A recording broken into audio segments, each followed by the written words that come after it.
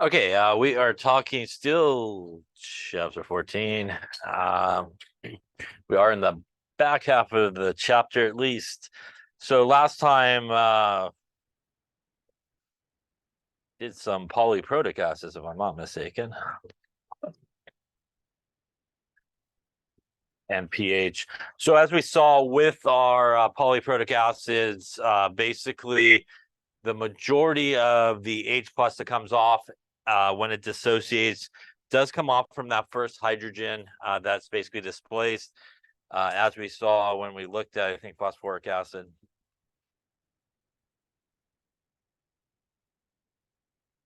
It would have something like 3 Ka values here.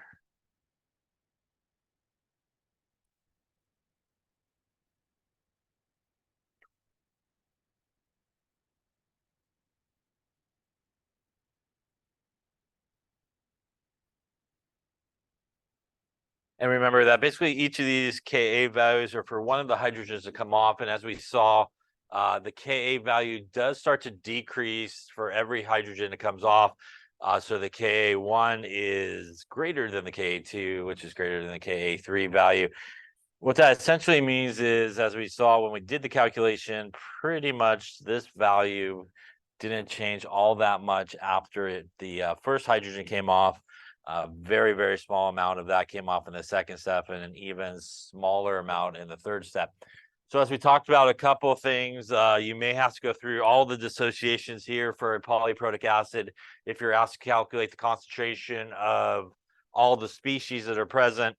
But if you're just looking for the pH, you're probably fairly safe in most cases just to do the first dissociation with the Ka, get the H plus concentration, and then put that into your pH. And probably not too much will change over that period of time. We then got into really what we're going to talk about today, which is the common ion effect, which is the second half of this chapter. And the common ion effect is, again, what the name implies. We have some type of weak acid or even a weak base. So something like our acetic acid that I think we looked at. When it does break apart, we get a little H plus and a little acetate. And by itself in the beaker, whatever it may be, this acid is going to set up the equilibrium and dissociate, and there will draw a certain amount of H plus in that solution based on its dissociation. But if we end up putting this into a beaker, not alone, but with something else, like we looked at sodium acetate, which is a salt.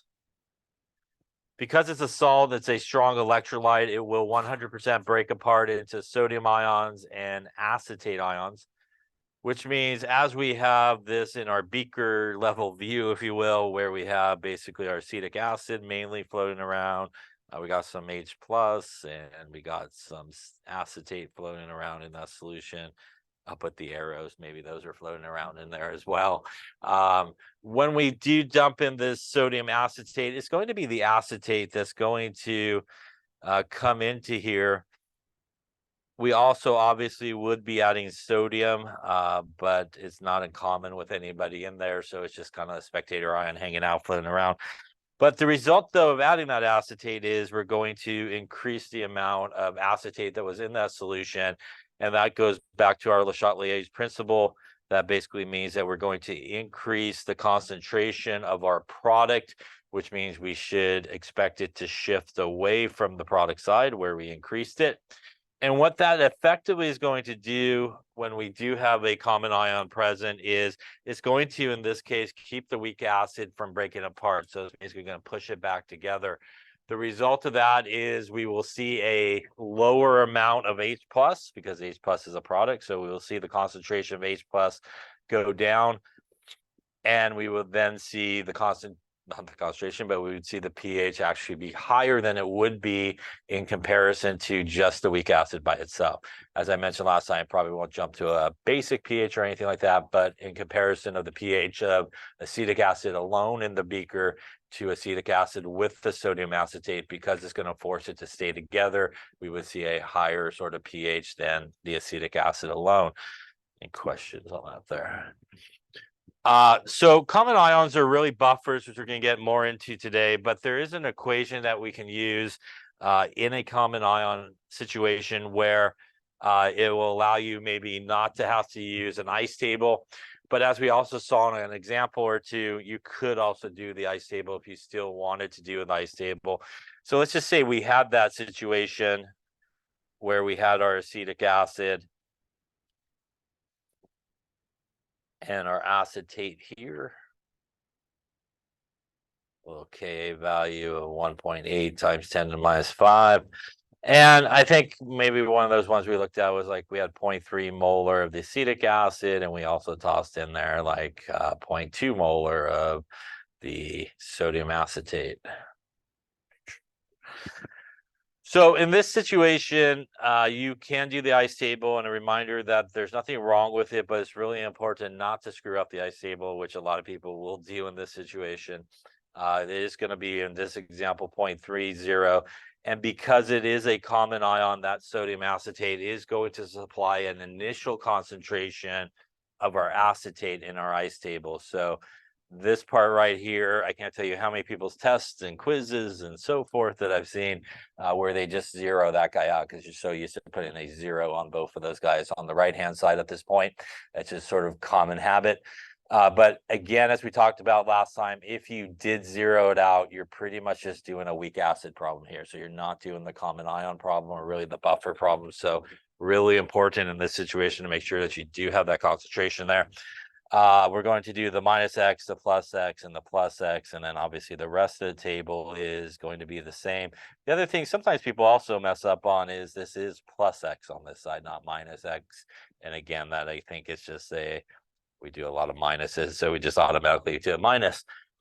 Obviously, you would go through your Ka expression, which would be based off of the Ka value of our weak acid here. We would solve for X, either assumption, quadratic, whatever it may be, and that would equal our H plus concentration in this case, which would get us to our pH. So this is absolutely a valid way of doing this type of problem. If you like ice tables, you want to roll with the ice tables, you just got to watch out for those couple of things as you go through it. Alternative to that is, and what we really saw when we perhaps look at those two examples and we look at our X values that we got when we actually did this one earlier, the X values was relatively small, which is what we would expect because of Le Chatelier's principle, this guy pushing it back to stay together. And because the X value here is going to be relatively small in a common ion situation, we could actually go into the Henderson-Hasselbalch equation, which is that equation that we saw, which is the pH is equal to the pKa plus the log of the base over the acid concentration. And that's our Henderson-Hasselbalch, David Hasselhoff, whichever one you like to call it, I don't know. But the pKa value here is minus the log of the Ka is how you could calculate it. So we could use this equation. And once again, this equation is specifically for this situation. So if it is not a common ion situation or a buffer situation, you should not pull out this equation and use it. So that's also a very common trap that people run into with this equation is they go like, I got two numbers, I got this equation, it seems like a good, we're just going to put it in there for everything we calculate. So this is only for really buffers, which are common ions. Now, we also saw a similar equation that calculates the pOH, and that is the pKb plus the log of the acid concentration over the base, and those are the concentrations of each of those. Could actually be the moles, to be honest with you. The pKb here, again, is minus the log of the Kb. As I mentioned last time as well, you will sometimes see people use this equation more so for a basic situation. But again, in my opinion, the Henderson-Hasselbalch equation is better because in most cases you're looking for the pH. So why do the extra work of having to remember to subtract the 14 at the end? So you might as well just go into the top one. They both will get you the same answer as long as you subtract 14, to get to the pH at the end there.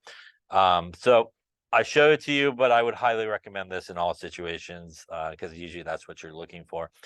But this is a helpful relationship is, again, if you take the pKa plus the pKb, it does equal 14. So once again, if you maybe could only find a pKa value or pKb value. You could use that to get to the pKa or pKb value that you need, or vice versa. Obviously, if you only have a Ka or Kb given to you, you could kind of use that relationship again to get to one that you might need.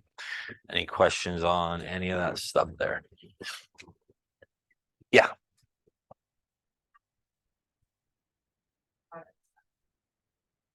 I know that because there's basically two things in this example here.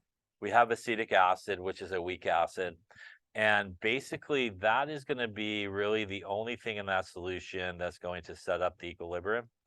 So basically that's what you want to kind of think about. Okay, so this is a weak acid. I know that's going to set up an equilibrium. Now, when we talk about sodium acetate, which is this guy, that's basically just a salt. And salts are ionic compounds, and they're typically strong electrolytes, which means that it's going to 100% break apart into that sodium ion and that acetate ion. It is not going to set up any type of equilibrium or anything like that. It's like you went to the shelf, basically, you wanted to dump some acetate in there, is basically what you're doing when you kind of add that to it. So because of that, this is really acetate, or a source of acetate, and acetate is only this guy here, and that's why it's not the other guy. Other questions? Okay. All right, then let's talk about everybody's favorite thing, which is buffers. Yes. So a buffer is a solution that is made up basically of a combination of one of two combinations. It is either a weak acid and the salt of its conjugate base is sometimes referred to, which means it's got like a sodium, a potassium probably, or something hanging out there doing nothing but balancing out charges. Or you could have a buffer that is a weak base and the salt of its conjugate acid, which also means kind of the same thing. It's got some type of spectator ion kind of hanging out there. So first off, we know hopefully that the relationship between those two things is a difference of what? What is the difference between an acid and its conjugate base, or a base and its conjugate acid? Difference is only a H plus, right? So it's only an H plus difference. So first off, that's how you can recognize, first off, if they are related to each other, it's got to still be that one H plus difference between the two. You will find, like I said, some extra stuff in there, like a sodium or something like that. But if you take out that sort of spectator ion, you'll be able to recognize it. That's why when we look at, for example, what we were just looking at, we have a little sodium acetate and we have some acetic acid, right? And this is basically our sodium ion and our acetate. And if you get rid of that spectator ion, the difference between these two is just one H plus. So again, you'll have that extra ion probably floating around because it's a salt, and that's why it's referred to as a salt of its conjugate base. But if you got to get rid of the salt part, that should be the only difference between them. And obviously this would be the weak acid and its conjugate base in this particular case. That would qualify as a buffer in this case. Now, they both need to actually be present in the solution to begin with in order to have a buffer. Otherwise, you don't have a buffer. You have probably like a weak acid or a weak base. And the reason that they both can be in that solution is it's a weak acid or weak base, which means when I go to my little level there and I throw my acetic acid along with a little extra sodium acetate, it is going to set up this equilibrium, which is going to keep in my solution an acid part, right, and a base part of the buffer, right? So in my solution, because I have that weak acid or even that weak base, and you're going to help it out by putting the salt of its conjugate acid or conjugate base, you're going to help out the other part of it. So you have a good amount of each of those things in this solution to begin with, which is why we add some sodium acetate to it. Otherwise, if we didn't add the sodium acetate, we're going to have a little bit of the acetate in that solution, but not a lot to work enough as a buffer. So that's why we add a little extra of the conjugate partner to it. So we have some pretty good levels of both of those things in there. That is extremely important to how a buffer actually functions, is that both of those things are actually in that solution together. And we're going to talk about in just a second how it actually functions. But without both of those things, it cannot function well as a buffer. That is also why a buffer cannot be made up of a strong acid or a strong base. So if you have a strong acid or a strong base and you're like, that's my buffer, I'm going to say probably that's not your buffer, because that's not going to work very well as a buffer. Why would a strong acid and a strong base not work well for a buffer in your limited knowledge of what needs to be there for it to work? What happens with a strong acid or strong base? Like if I said, hey, I want to make a buffer out of hydrochloric acid, which is a strong acid, and a little sodium chloride, for example, right? So if I put this into a beaker, what is really going to be there? Just these guys, right? Because it 100% breaks apart. So you're going to have some H+, you're going to have some Cl-, and maybe you have some sodium chloride, which is the conjugate base there. So you have some more Cl-. So really in this case, you don't have an acid part. You have just the base part, right? So without the acid part, it's not going to be able to function as a buffer. So that's why a buffer itself cannot be made up of a strong acid or strong base, because it won't be able to set up that equilibrium that keeps both the acid part of the buffer in solution and the base part of the buffer in solution. It's just going to completely break apart. So you only have one part that's needed for a buffer to really work correctly. Any questions on that there? All right. So what does a buffer do? Well, a buffer has the ability to resist changes in pH even when you decide to add some more acid or base to it. So the first misconception people usually have about a buffer is it has to be a neutral solution. It does not. So buffer doesn't mean that the solution is neutral. It can be neutral, hence the yellow solution we used earlier today. But the pink solution was a buffered pH of 4, which means you could have a buffer that's acidic, and the lovely blue shade of solution was a pH of 10, which is a buffered solution. You could actually have a buffer at any pH you choose, which is the next experiment. Maybe you'll make one at a specific pH, but you can make a buffer at any pH that you want. The deal is whatever pH it starts at, when you add acid or base to it, it pretty much will be able to stay there. Will it go up a little bit or down? It will. So it'll vary a little bit. But what you will not see is really big jumps in pH. So for example, let's just hypothetically say this is a pH of 4.74. I'm not sure how hypothetical that is, but it's a pH of 4.74 is where, say, the acetic acid, sodium acetate buffer might start.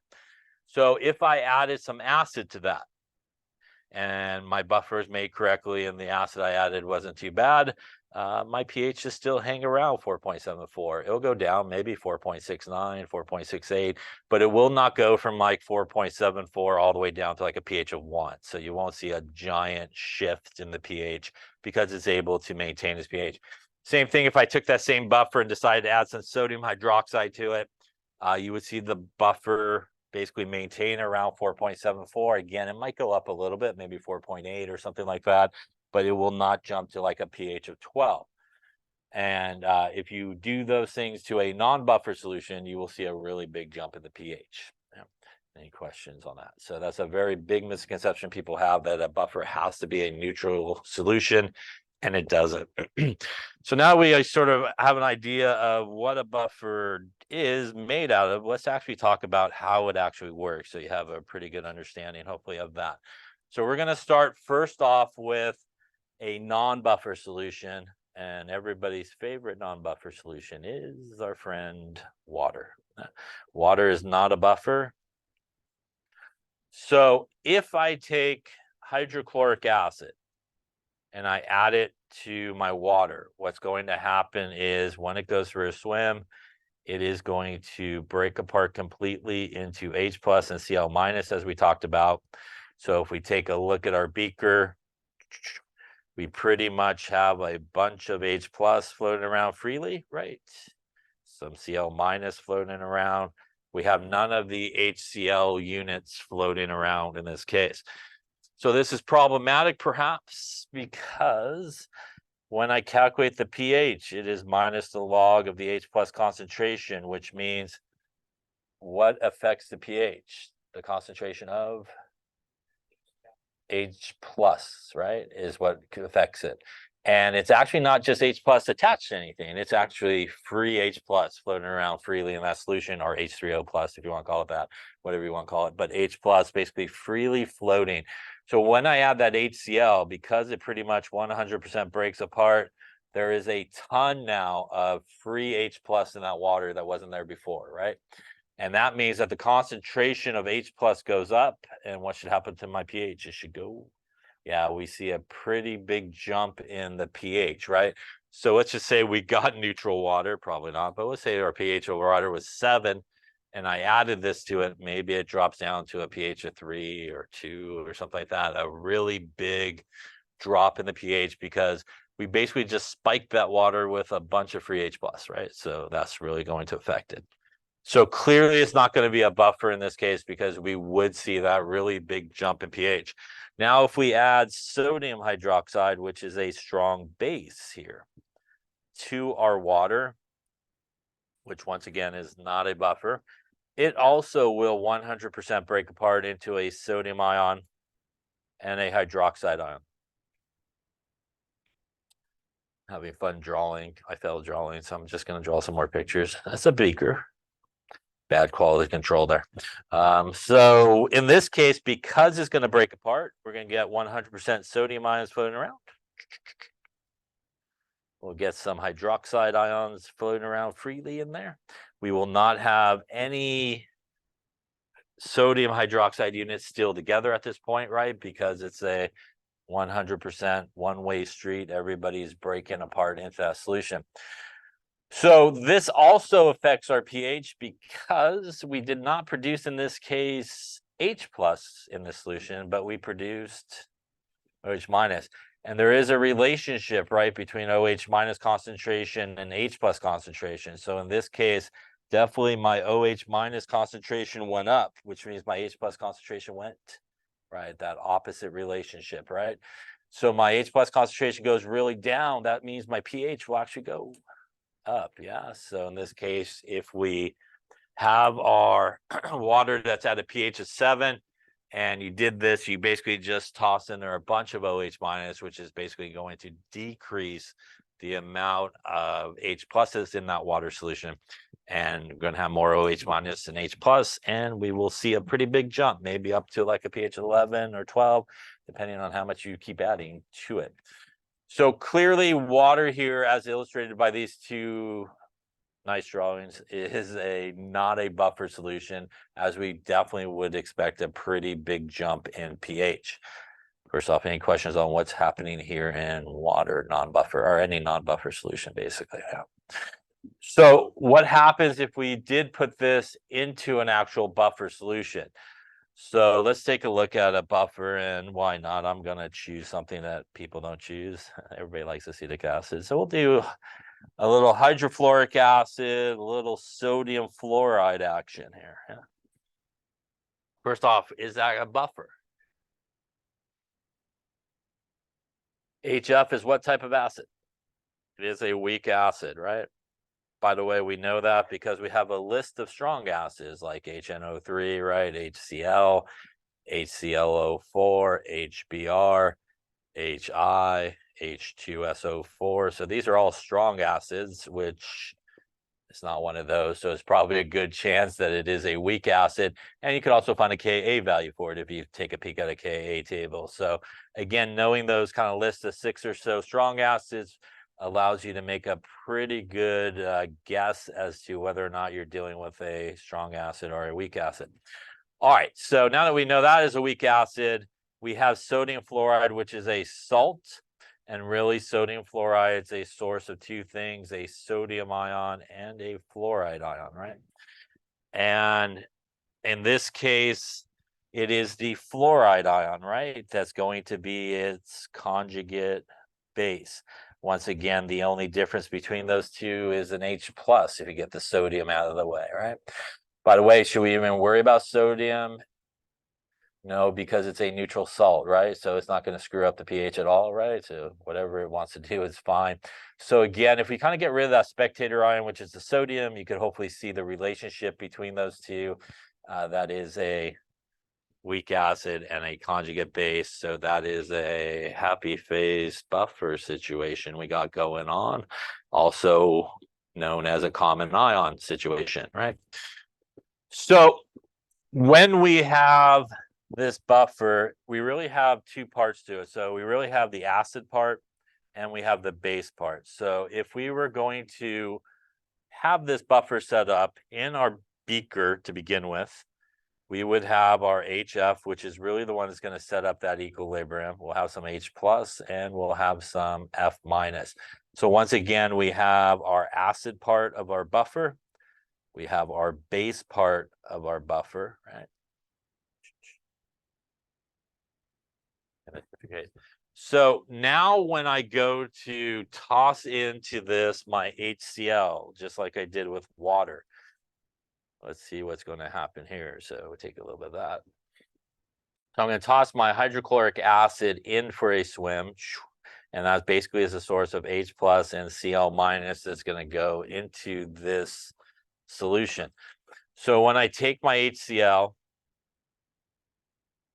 it's going to react with my buffer. And which part of my buffer should it react with? The HF or the F minus?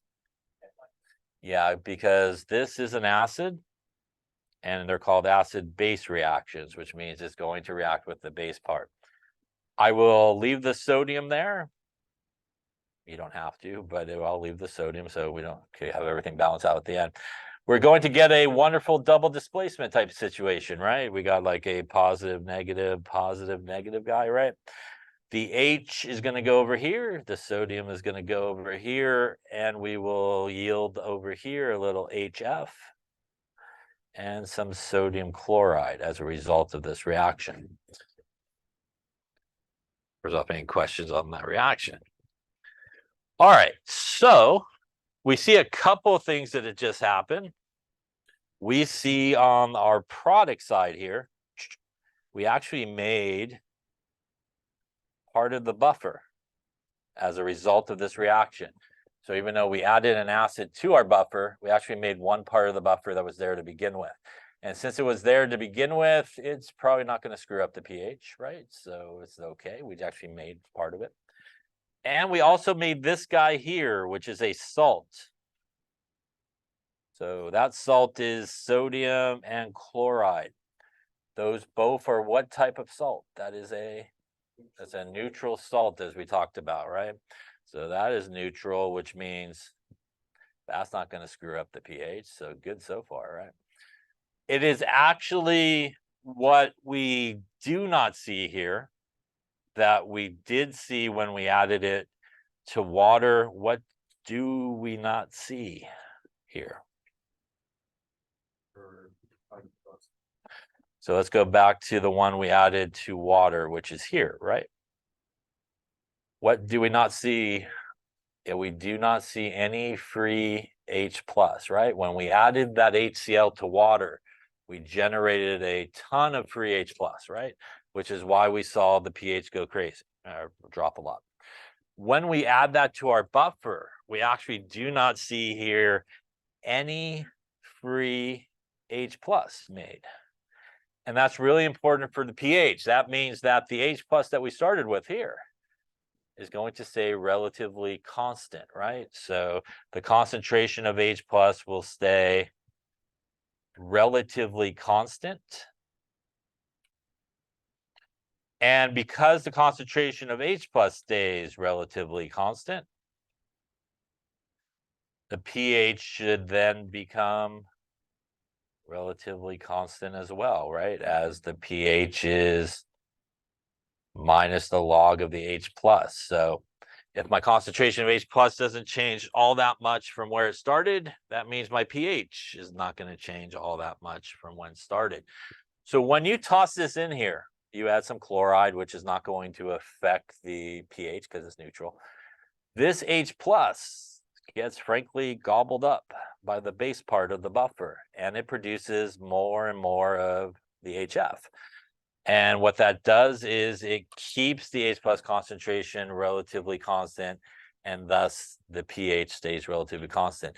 In reality, if you had a pH meter on it, which you will do, you will see the pH go down a little bit, but it will not jump dramatically. So again, here it will maintain approximately where it's at, but it should go down a little, but not like from 5 to 2 or anything like that in terms of the pH.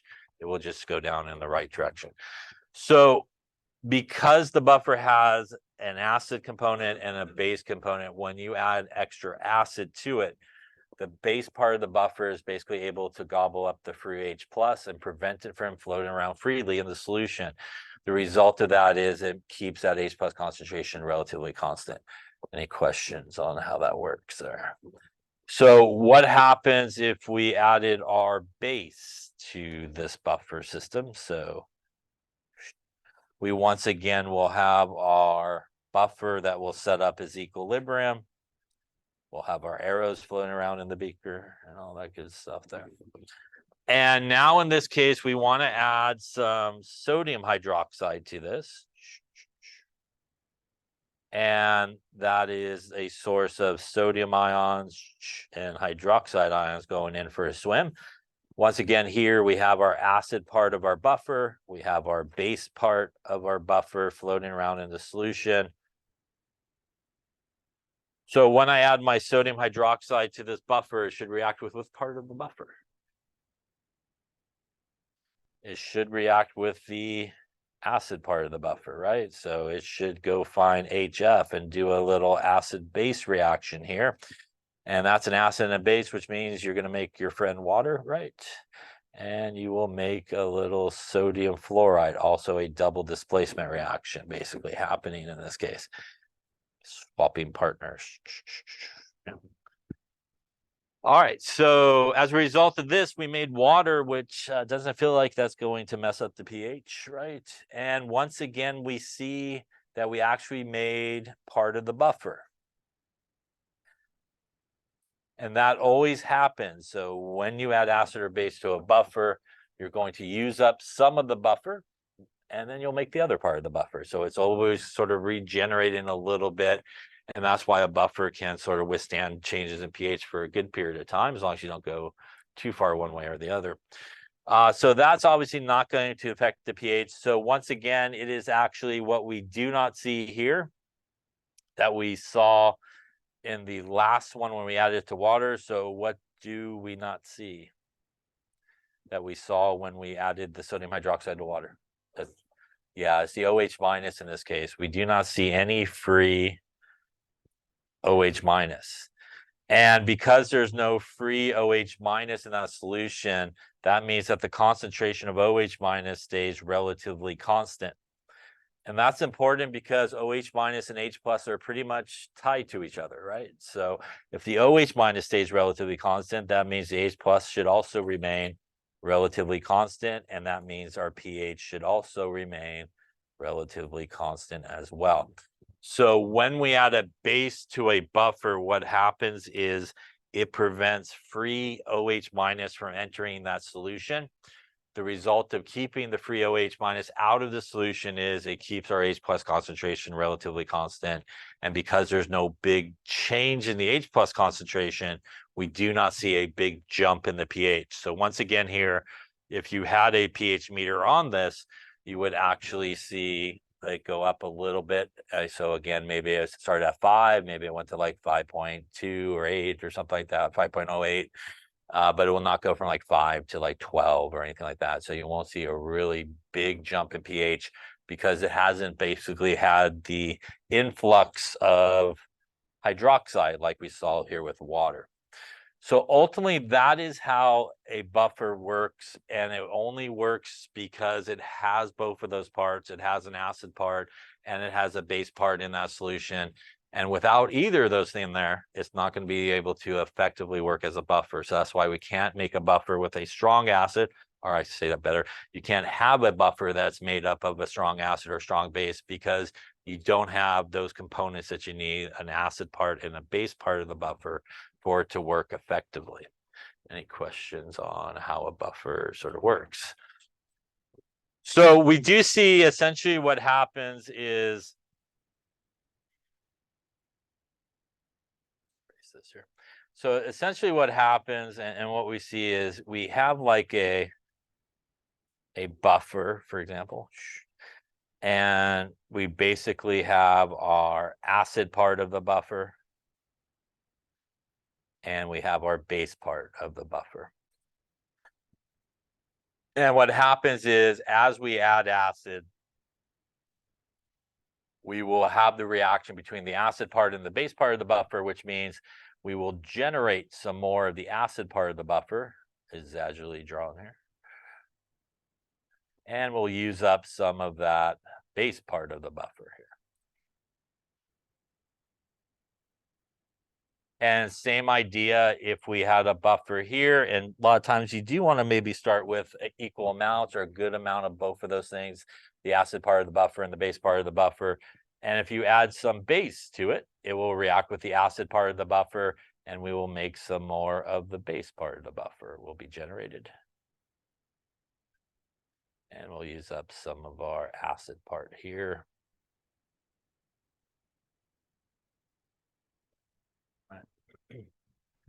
So there is a couple of things that's really important for buffers, and that is the concentration of the buffer and the concentration of like your acid and bases you're going to add to your buffer. So those are things you want to think about when you're making a buffer.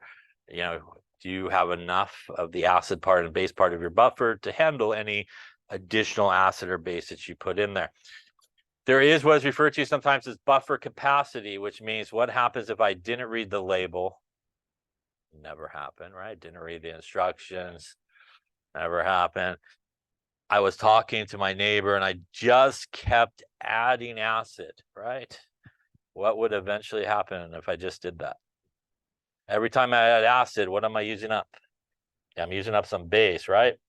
So you're adding, maybe you had the wrong strength of acid and you're talking to somebody.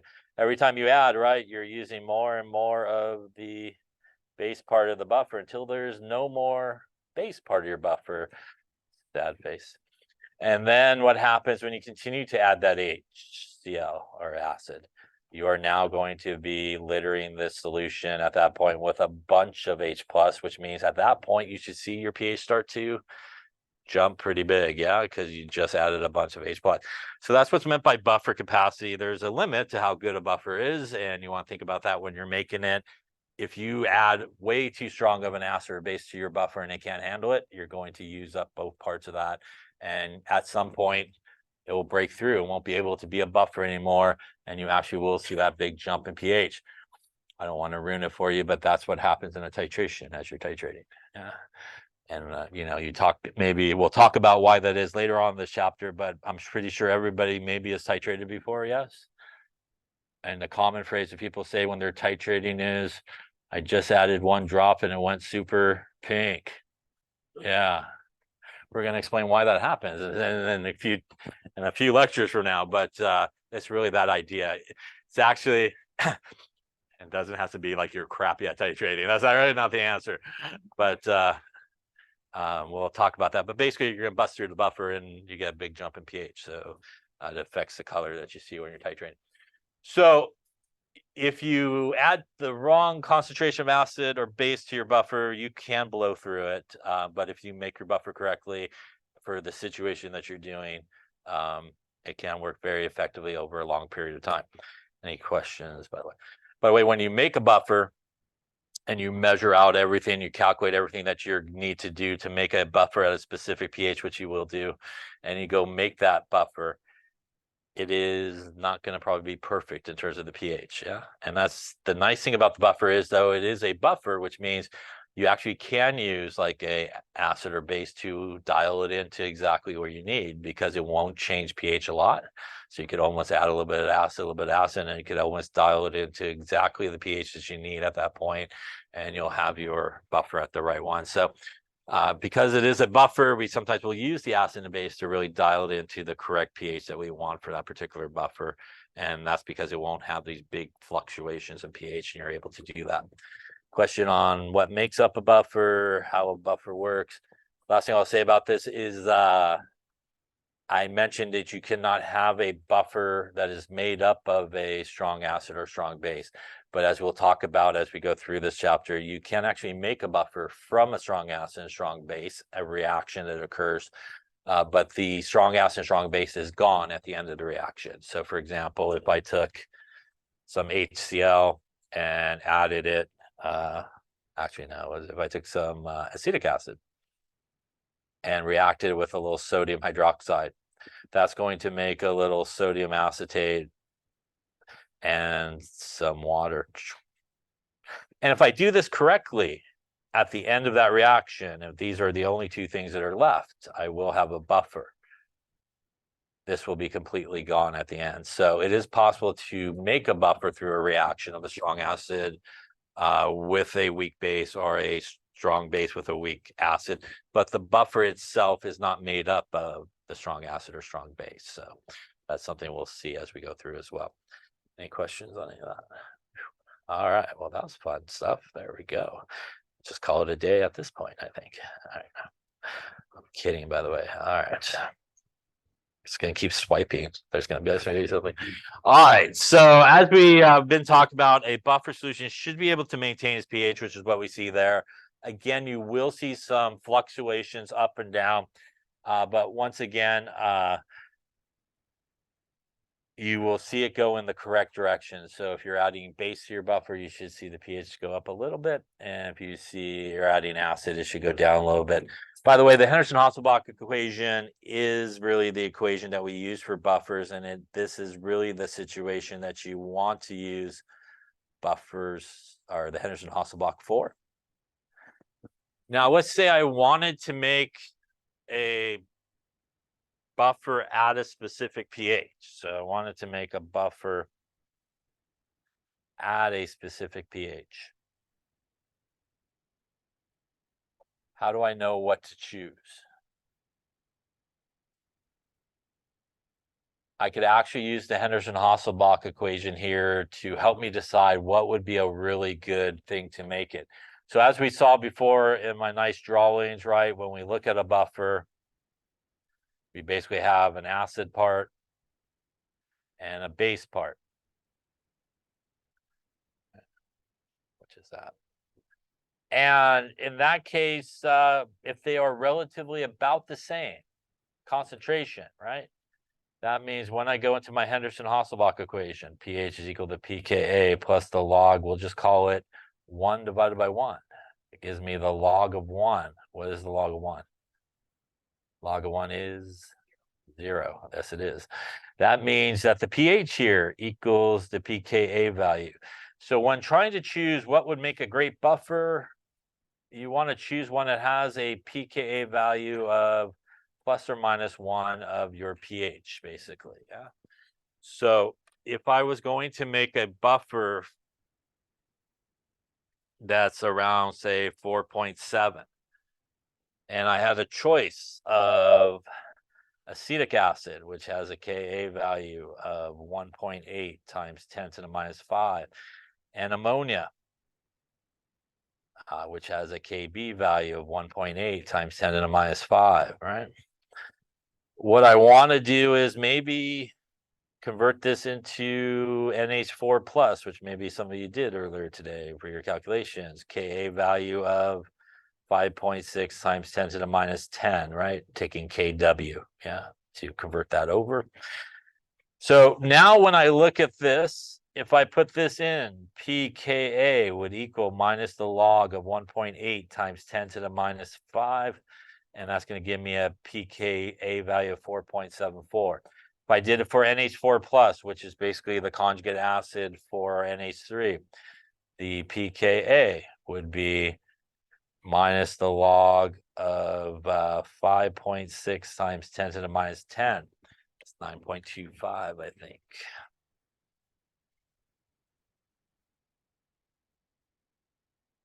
.25, yes. which one would be the better choice to make my buffer out of? Acetic acid, yes, it's much closer. If you try to make it out of the ammonia, you're looking at a lot of stuff to add. It's probably not going to work really well. So if you want to look at your list of Kas or Kbs, by the way, speaking of Ka and Kbs, if I took, let's say I could only find the NH3 Kb value, which is our 1.8 times 10 to the minus 5. I could do a pKb, right? Minus the log of 1.8 times 10 to the minus 5. Going to give us something like a...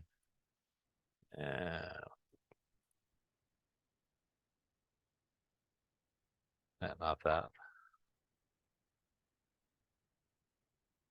4.74, right? And if I take my pKa is equal to 14 minus 4.74, and we're going to get close to our 9.25 or 9.26 in this case. If we do that, pretty close to it, 9.255-ish. And again, that's what we were talking about earlier. If you can't find the pKa value, you can find the pKb, subtract 14, and get a relatively close value to calculate it from. Now, if I wanted to make a buffer that's like a pH of 10, obviously the NH3 ammonia, or ammonia would be a good one to choose, and acetic acid would be a crappy one to choose, yeah? So you're looking for basically a pKa value that is plus or minus 1 of your desired pH, and that's usually the best one to choose to make your buffer from. And again, it could be a base like the ammonia, or it could be a weak acid. Any questions on how to choose the correct buffer to make from? All right. All right, so let's start with this. Which of the following are buffers? So take a second to decide if each of these are buffers or not buffers.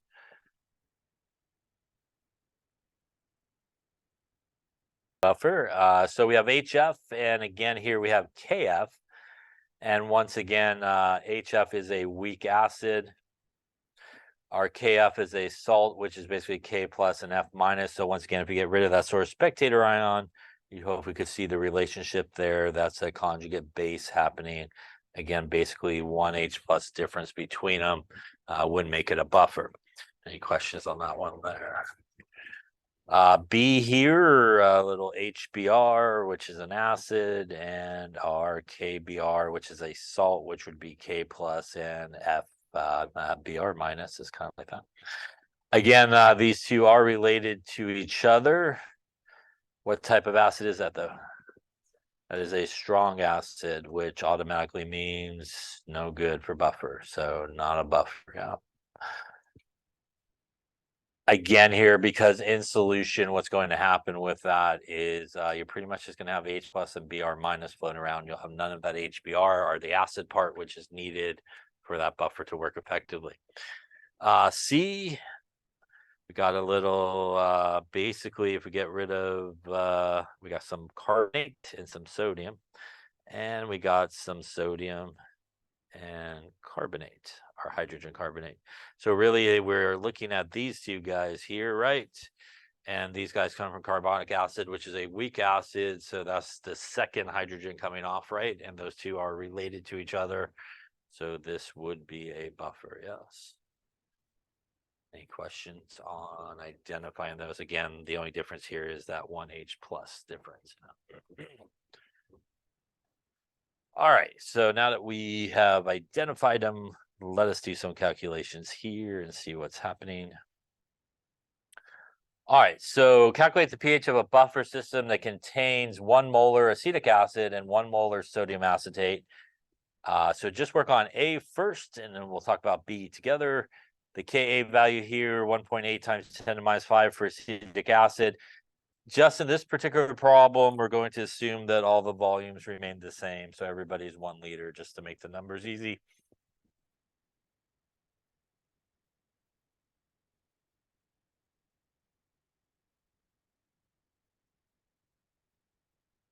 Okay, let's take a look. So a couple of things we want to think about when we're reading the problem.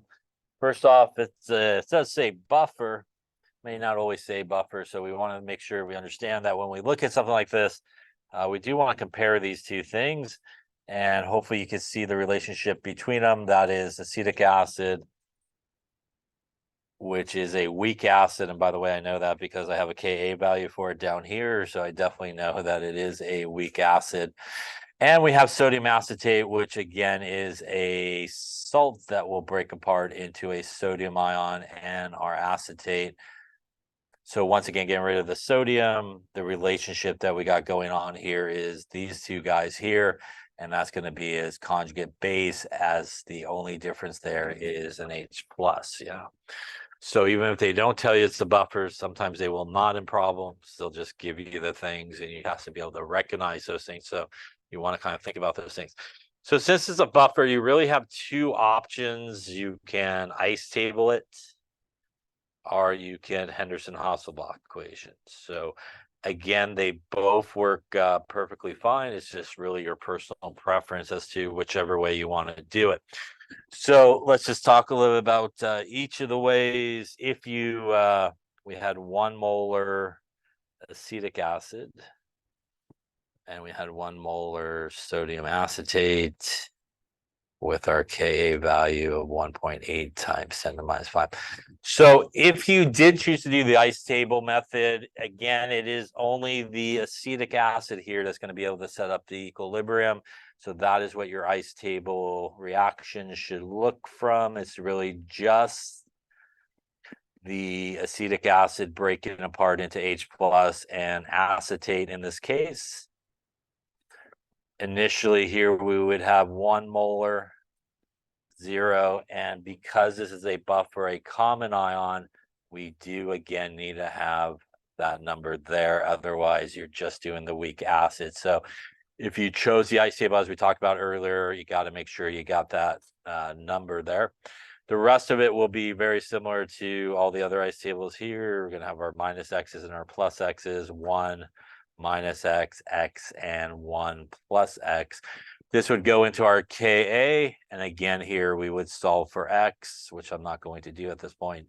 That will give us our H plus concentration, and then that will get us to our pH. So that would be sort of the ice table method if you chose to do so. Again, you can make an assumption to see if it works. You can obviously do the quadratic if that doesn't work. Probably a little bit quicker if you can recognize it as a buffer, just to go into our Henderson-Hasselbalch equation. So first off, the pKa value is minus the log of the Ka, which would give us minus the log of our 1.8 times 10 to the minus 5, which is our 4.74. That means that the pH here is equal to 4.74 plus the log of 1 divided by 1. As by the way, this is our acid part, right? And that is our base part, right? I guess that is our acid and our base.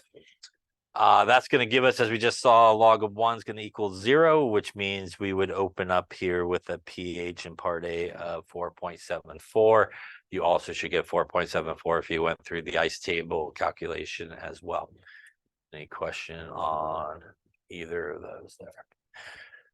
So this is really just a buffer common ion like we were doing previously. We just didn't call it buffer, but it really is just a buffer situation, and you could go right into the Henderson-Hasselbalch. So let's talk about now, though, what happens in terms of the calculation part when we do something like B here. And in B, we want to know, we have the same buffer as we had in A, but what we want to know in this case is what will be the pH after we add some hydrochloric acid to it, 0.1 molar.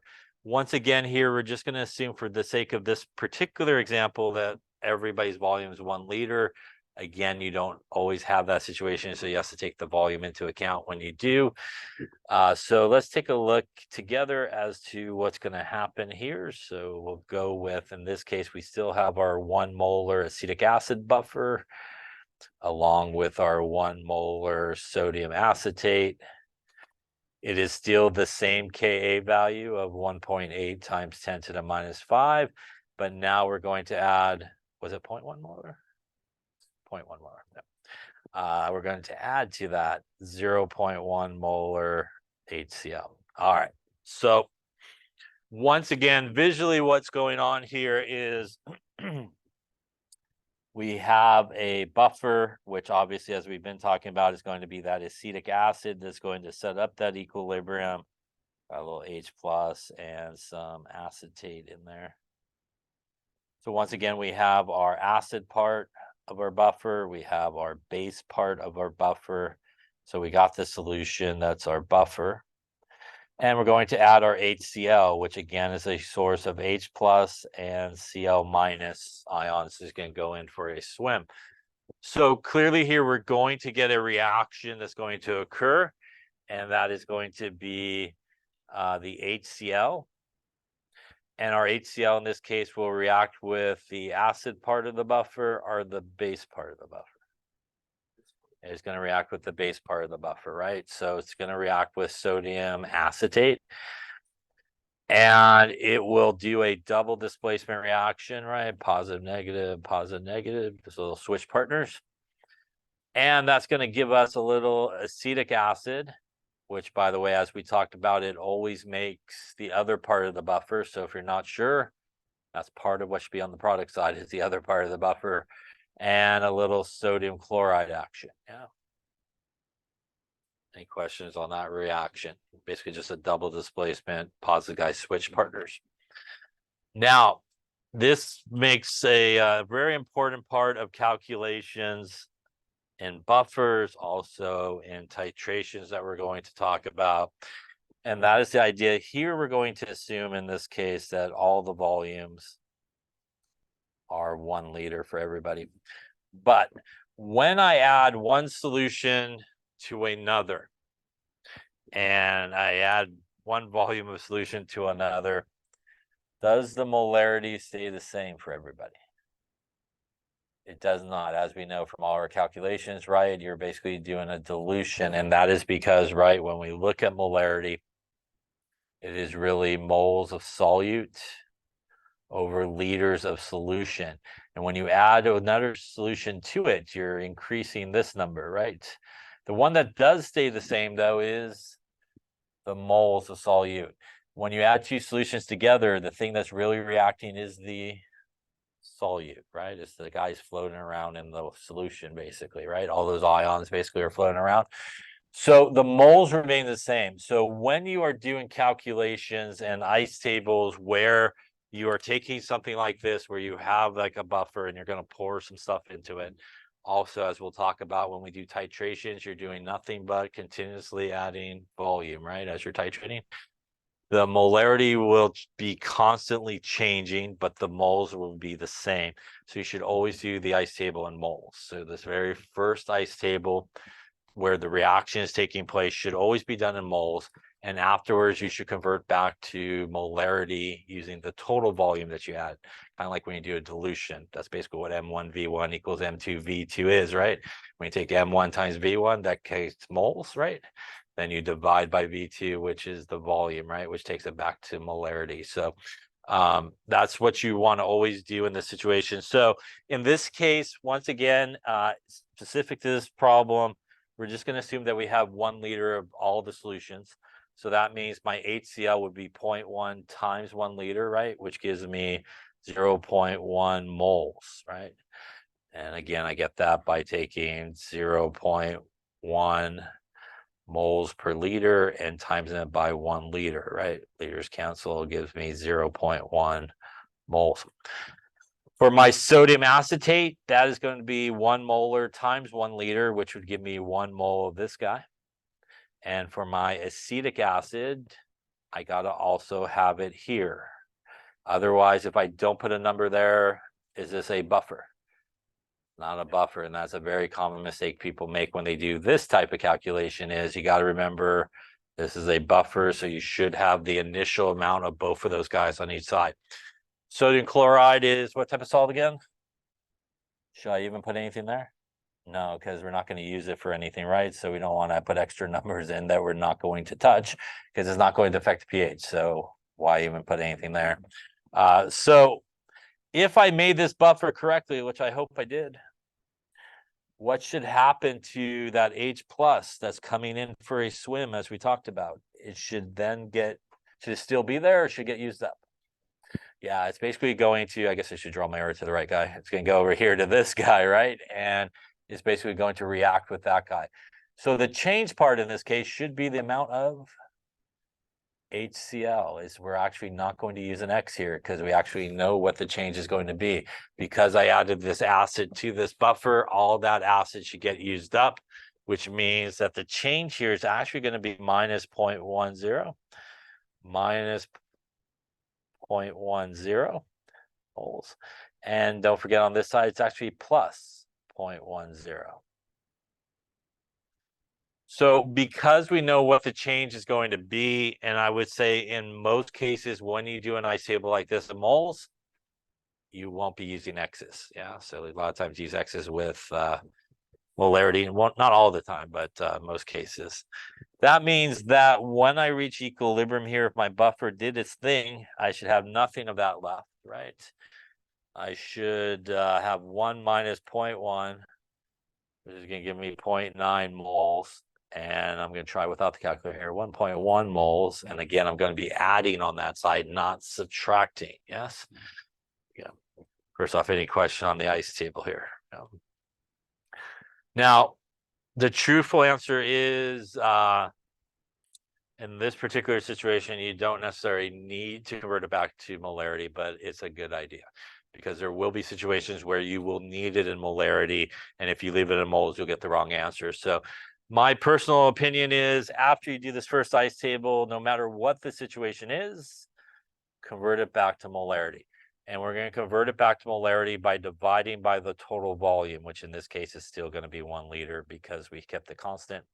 We're going to divide both of these back into by the total volume to convert it to molarity. That will give us 1.1 molar and 0.9 molar. Any questions on that? Now, what happens with a lot of people at this point after they do this ice table and they figure out the moles and they get some answers, they go like, what to do now, right? So it's really important not to overlook your ice table, as it can kind of tell you what the situation is at this point. And if you're not really sure what you got going on, I know that I have this guy left over, and I know I got this guy left over, and those two things are what now? They are still these are still a buffer at this point. So that means, how do I get the pH of a buffer? I should go into the Henderson-Hasselbalch equation at this point. So if you're not sure what you got going on at the end of your ice table, you could look and see what you got left over. And a lot of times that will give you an idea as to what should happen next. So we're going to do our Henderson-Hasselbalch since it is a buffer. Our pKa value will still be the same because it's based off of the acetic acid pKa plus the log of our base, which is which one again? The 0.9 or the 1.1? It is the 0.9, right? That's the sodium acetate, and our acid is the 1.1. So we want to make sure that we do get it correct there. 0.9, 1.1, a little log action maybe, plus a 474. We'll go with a 4.65, yeah. The reason I said in the case of a buffer, and if you use the Henderson-Hasselbalch equation, if you choose to use the Henderson-Hasselbalch equation, the volumes will cancel each other out when you divide there. So you can actually leave them in moles up there. But again, it's good practice convert to molarity because there will be other situations, like I said, you will definitely need moles. First off, question on that. Did my buffer work pretty well? Yeah, we started at 474, right? And we added some acid. We ended at 465. It basically maintained its pH, but more importantly, it went in the correct direction, right? Because we added acid, and we should expect the pH, the little bit that it changes should go down, which it did. So if you did this calculation, which is common, people flip the guys on the dividing there, and you see that your pH went up. It shouldn't make sense to you, right? Because you added an acid, so your pH should go down. So these are things that you want to think about when you're doing these calculations. Question on that. Now, clearly here we kept the volume constant, and if you didn't, you would have to get your moles by taking the volume of each of those substances, right? Convert it to liters, times it by the molarity to get to the moles. So let's talk about, we talked a little bit about our capacity, our buffer capacity, and what would happen. So let's say we took our same buffer here, And we had our acetic acid, not that, we had our sodium acetate. So let's say we took the exact same buffer, our 1 molar acetic acid and our 1 molar sodium acetate, and we'll keep the volume still at 1 liter in this case.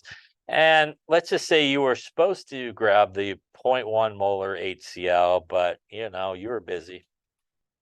And maybe you grab the 18 molar HCl instead. It's kind of close. Then you're going to come to me and go, is it okay? And I'm going to give you the emoji with the, so let's see if it is okay. By the way, it's not okay. Don't do these things. But all right, so we're going to get the same reaction, right? So we're going to get our HCl. We're going to have it reacting with our sodium acetate. We're going to get our acetic acid still made. And we'll have, I'll go this way with our sodium, our water there. All right, no, we're again sodium chloride. Oops. Sodium chloride. There we go. All right, so assuming the same idea that we were just going to keep everybody this 1 liter to keep the numbers right, that means in terms of moles, which we want to do this in, right? How many moles of HCl will I have in this case? About 18 moles. And I will still have my 1 mole of my acetate and my 1 mole here of my acetic acid. Now what happens is, what is the change? It is the 1. This now becomes the excess reagent, right? This now becomes the definitely limiting in this case, right?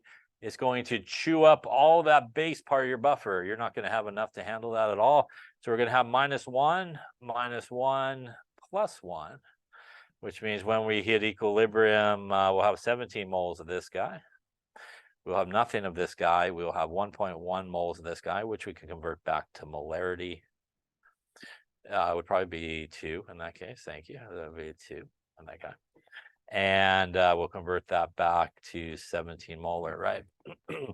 So in this case, we have obviously some issues of adding. So this is why I got the calculator earlier. Let's try that again. That is 1 + 1 is 2. Who would have thought that? There we go.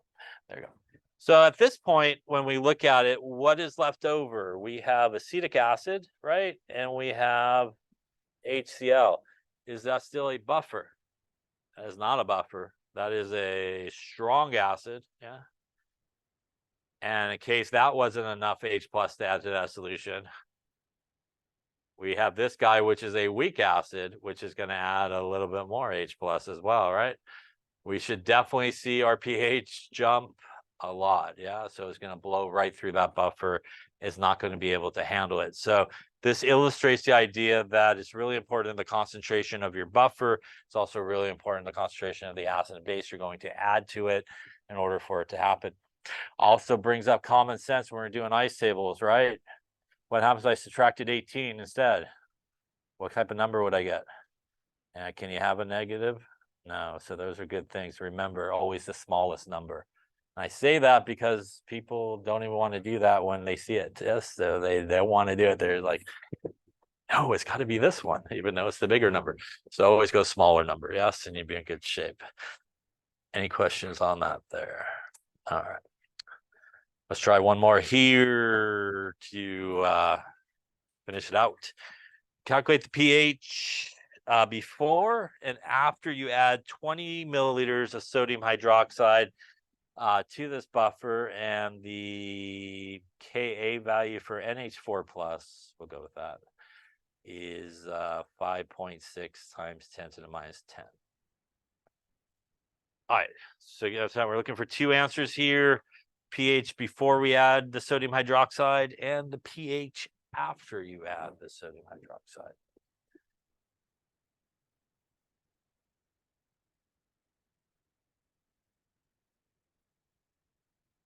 Okay, I tell you what, since we're getting to the end, we'll probably need a little bit more time.